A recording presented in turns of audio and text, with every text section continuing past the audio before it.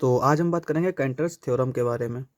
कैंटर्स theorem क्या कहता है कि if A B are non empty set then no map from A to P A is on टू। जहाँ पे पी ए हमारा क्या है, पावर सेट है ए का। अब देखो हम एक फंक्शन ले लेते हैं एफ ए से पी ए पे, जो कि एक हमारा ऑन टू मैप है।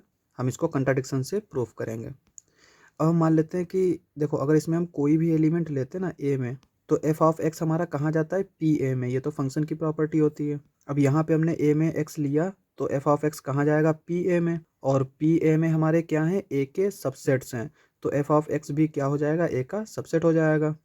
यहाँ पर तो हमने सिर्फ फंक्शन की प्रॉपर्टी यूज़ की है। अब हम एक नया सेट डिफाइन कर लेते हैं एक्स। वो सेट हमारा किस तरह का है, ए के वो सारे एलिमेंट्स का कलेक्शन है जो एफ ऑफ एक्स में ना हो। एफ ऑफ एक्स हमारा क्या होगा, ए का सबसेट होगा, तो ये एक सेट होगा अपने आप में। ये कुछ इस तरह से है कि अगर हम इसको मान लेते हैं कि ये एक हमारा ए है सेट, ठीक है, और चूंकि एफ ऑफ एक्स क्या है, इसका सबसेट है, तो इसके अंदर कहीं होगा।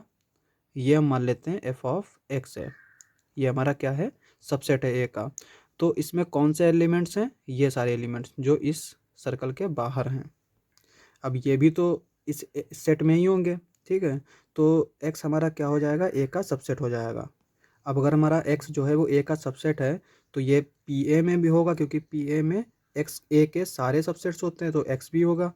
अब देखो हमने माना है कि एफ क्या है, हमारा ऑन टू मैप है। और ऑन टू मैप की डेफिनेशन क्या होती है कि हमें को डोमेन के हर एक एलिमेंट के लिए एक प्री इमेज मिलना चाहिए। Now as f is on to there exist alpha belongs to a such that f of alpha is equals to x. तो हमने मान लिया कि इस एक्स के लिए हमें एक अल्फा जो है वो ए में मिल गया। अब चूंकि अल्फा कहाँ है, हमारा ए में है, तो इसके लिए दो कंडीशन हो जाएंगी। देखो ए है ना, एक्स भी इसी का सबसेट है, तो एक तो अल्फा हमारा क्या हो सकता है, एक्स के अंदर हो सकता है।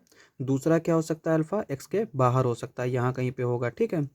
तो अगर इन दोनों कंडीशंस में हम देख लेते हैं, अगर अल्फा एक्स के अंदर है, ठीक है, तो ये क्या इंप्लाई करेगा, alpha belongs to F of alpha. चूंकि एक्स इज इक्वल्स टू क्या है, एफ ऑफ अल्फा है। और यहाँ से मिल जाएगा हमें alpha does not belongs to X. चूंकि एस एक्स हमने किस तरह से डिफाइन किया था, एक्स में वो सारे एलिमेंट्स आएंगे जो एफ ऑफ एक्स में ना हो।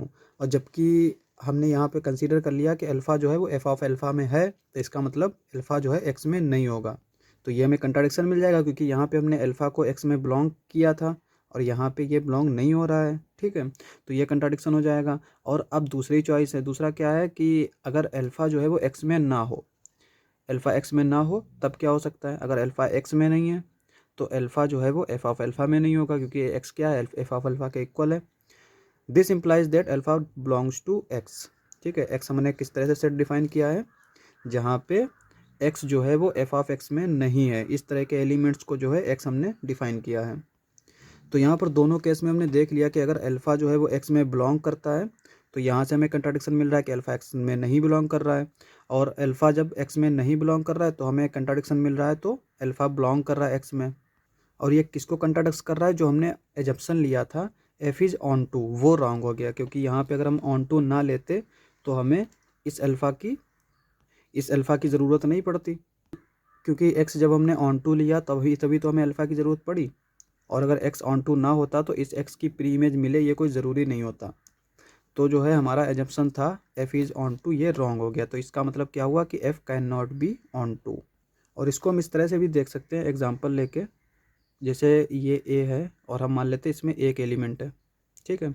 और पावर सेट में कितने एलिमेंट आएंगे, दो एलिमेंट आएंगे, एक तो एम्प्टी सेट आएगा और दूसरा ये खुद आएगा। चूंकि हम जानते हैं कि पावर सेट में कितने एलिमेंट्स होते हैं, power set of A is equals to 2 की पावर कार्डिनलिटी ऑफ ए। अब यहाँ पे देखिए हमारे पास इसके लिए या तो हम इसको यहाँ मैप कर सकते हैं या तो यहाँ मैप कर सकते हैं, तो एक तो एलिमेंट बच ही जाएगा। तो इससे ये पता चला कि जो है ये ऑन टू तो नहीं हो सकता। अब अगर हम यहाँ पे दो एलिमेंट लेते तो यहाँ पे कितने हो जाते हैं, 4 हो जाते हैं। यहाँ पे 3 लेते तो यहाँ पे 8 हो जाते। इस तरह से ये बढ़ते ही चले जाएंगे, ये कभी भी ऑन टू नहीं हो सकता। तो यहाँ से हम इन जनरल एक रिजल्ट भी लिख सकते हैं कि अगर यहाँ पे ये है ए और ये बी है, ठीक है, तो ए की कार्डिनलिटी अगर बी से कम है, ठीक है, तो इसके पास हमें कोई भी ऑन टू नहीं मिलेगा, F can not be onto. और अगर कार्डिनलिटी ए की बी से ज़्यादा है तो एफ कैन नॉट बी 1 1। ये कभी भी 1 1 नहीं हो सकता। तो अब अगर कभी भी फंक्शन जो है पूछे कि ये 1 1 ऑन टू है कि नहीं है, तो हम उसकी कार्डिनलिटी चेक करके भी बता सकते हैं कि ये ऑन टू हो सकता है या फिर ऑन टू नहीं हो सकता है, 1 1 हो सकता है या फिर 1 1 नहीं हो सकता है। 1 1 के लिए देख लेते हैं कि अगर कार्डिनलिटी ए में ज़्यादा है, जैसे यहाँ पे 3 एलिमेंट है 1 2 3, यहाँ पे 2 ले लेते हैं, तो ये जो है यहाँ मैप करेगा, ये यहाँ मैप करेगा। अब चूंकि फंक्शन है तो इसको भी कहीं ना कहीं मैप कराना पड़ेगा, तो इसके लिए कौन सी चॉइस है, या तो यहाँ जाएगा या तो यहाँ जाएगा। तो ये हमारा फिर 1 1 नहीं रह जाएगा, मैनी 1 हो जाएगा। तो इस तरह से हम देख सकते हैं कि जो है कभी भी ए से पी ए पे ऑन टू मैप नहीं मिलेगा। यहाँ पे से हमें ये भी मिलता है कि कार्डिनलिटी जो है वो ए की पी ए से लेस होगी। फाइनाइट में तो होगी, लेकिन अगर ए जो है वो काउंटेबली इनफाइनाइट है, ठीक है, तो इसकी कार्डिनलिटी क्या हो जाएगी, अलिफ नॉट, और ये हो जाएगी 2 की पावर अलिफ नॉट, और इसको हम डिनोट करते हैं सी, कैंटनम।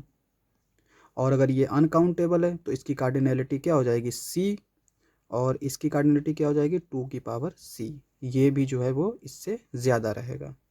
तो आज के लिए बस इतना ही। अगर आपको हमारा वीडियो अच्छा लगे तो चैनल को सब्सक्राइब करें। मिलते हैं अगली वीडियो में।